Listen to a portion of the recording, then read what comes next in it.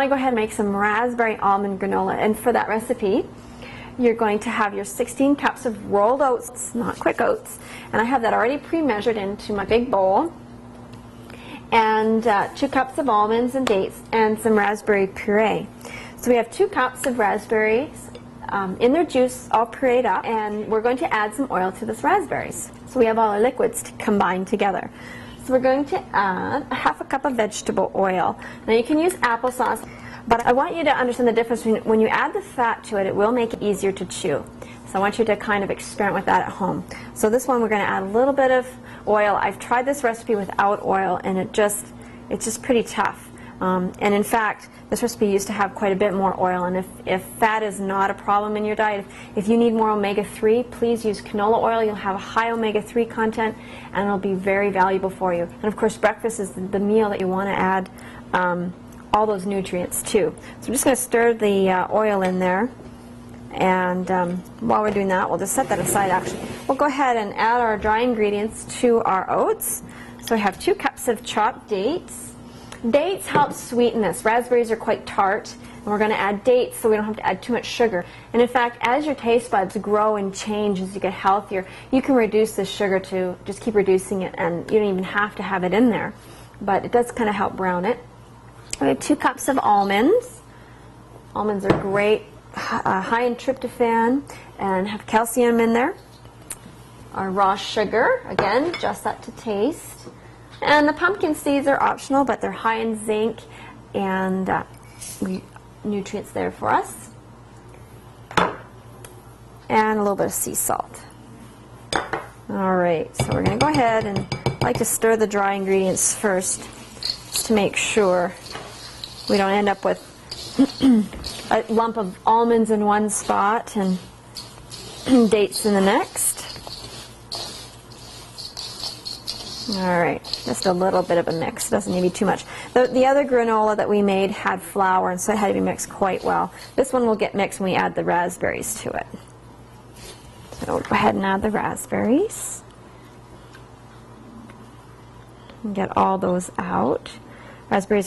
All berries are high in antioxidants, very low in fat. And it's just going to add lots of flavor to that. All right, get that out of the way so it's not in our way. There we go.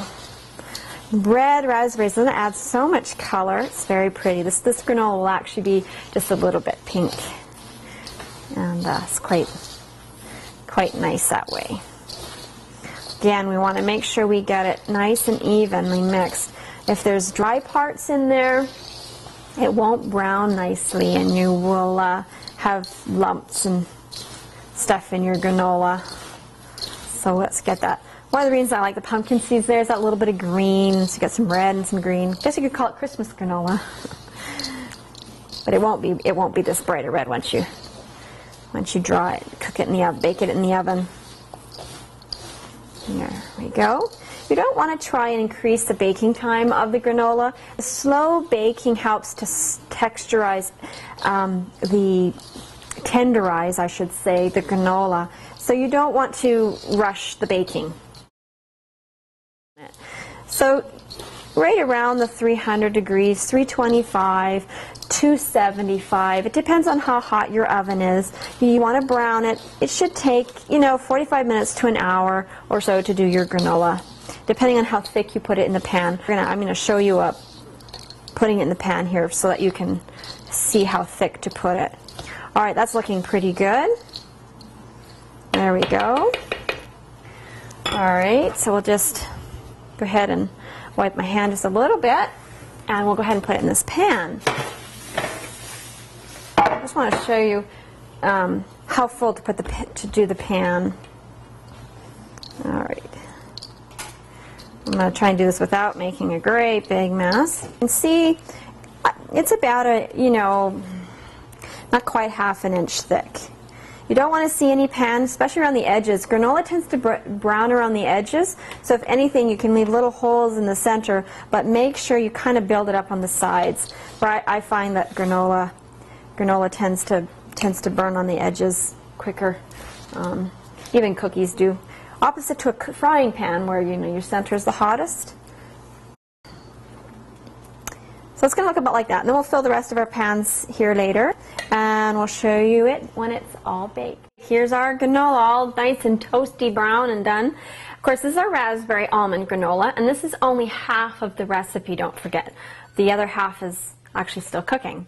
So we get to see half of it, and you can see this is kind of brown, and you still got some of the pink from the raspberry. You want to have that nice brown to make it nice and crunchy.